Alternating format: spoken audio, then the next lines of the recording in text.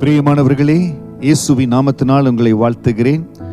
நீதிமொழிகள் 29வது அதிகாரம் 12வது வசனம், அதிபதியானவன் பொய்களுக்கு செவி கொடுத்தால் அவன் ஊழியக்காரர் யாவரும் துன்மார்க்கராவார்கள். அதிபதியானவன் பொய்களுக்கு செவி கொடுத்தால், ஒரு குடும்ப தலைவன், குடும்ப தலைவி, ஆண்டவர் வேலை இடத்துல உங்களை ஒரு நல்ல ரெகக்னேஷன் பொசிஷன்ல வைத்திருக்கிறார்.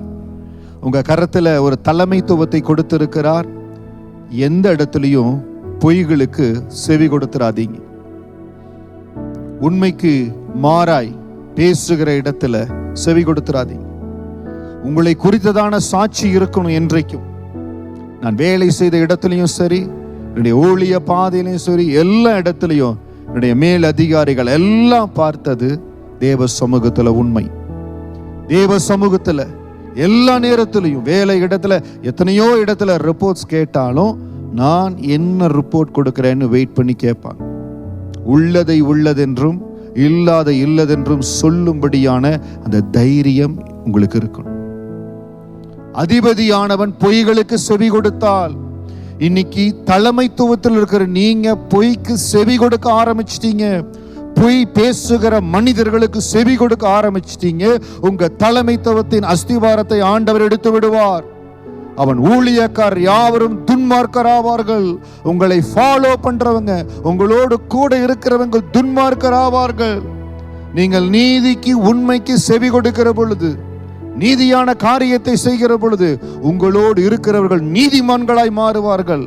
அதனால் தான் நம்ம இருக்க வேண்டிய தலைமைத்துவம் ரொம்ப முக்கியம். ஒருவேளை இன்னொரு வகையில சொல்றேன், நீங்க இருக்கிற உங்க தலைமைத்துவம், உங்களை நடத்துகிற மனிதர், உங்க வேலையில் இருக்கலாம், தொழில் இருக்கலாம், ஊழியத்தில் இருக்கலாம், உங்களை நடத்துகிற ஒரு தலைமைத்துவத்தில் இருக்கிற ஒரு மகன், ஒரு மகள், ஒரு தலைவன், ஒரு தலைவி பொய்களுக்கு செவி கொடுக்கிறாங்களாம். பொய்யான காரியத்தை கேட்டு அதற்கென்று தங்களுடைய காரியத்தை மாற்றுறாங்களா? தயவு செய்து அவர்களோடு இருக்கிற கனெக்ஷன்ஸை கட் பண்ணுங்க. இல்லாவிட்டால் வசனம் சொல்லுகிறது, அவன் ஊழியக்காரர் யாவரும் துன்மார்க்கராவார்கள். காரணம், நம்ம கேட்க வேண்டியது நியாயமான காரியங்கள், எடுக்க வேண்டியது சரியான முடிவுகள். நீங்கள் கேட்கிற காரியம், எதை நீங்க அக்செப்ட் பண்ணி, எந்த காரியத்தை நீங்க உங்க மனதில் வைத்து தியானித்து, எந்த காரியத்தில் நீங்க முடிவெடுக்கணுமோ அது நீதியான, உண்மையான காரியமா இருக்கணும்.